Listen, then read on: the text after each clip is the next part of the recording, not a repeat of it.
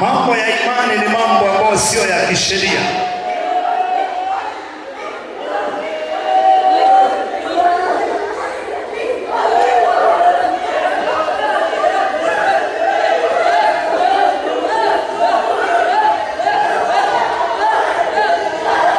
Taarifa za madaktari zitatoka njema kwako, na kama ulikuwa unadai vitu vyako vikarudishwe mikononi mwako.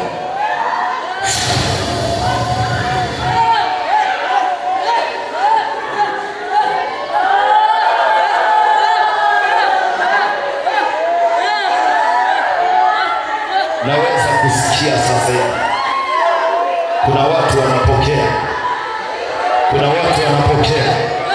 Unapouangalia waraka wa Pasaka, baraka zako ukapokea, ukapokea karatasi yenye majibu, ukapokea barua yenye ushindi, ukapokea barua ya kuinuliwa, ukapokea barua ya mema, ukapokea hati, ukapokea hati, ukapokea hati ya baraka, ukapokea hati ya nyumba, ukapokea hati ya kiwanja, ukapokea hati ya kuinuliwa, ukapokea hati ya kupandishwa cheo, ukapokea hati ya kuponywa, ukapokea matokeo kwamba hauna ugonjwa, wakakuandikia.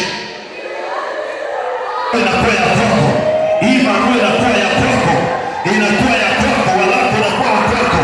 Hautalia tena kwa jina la Yesu, hautakaa makaburi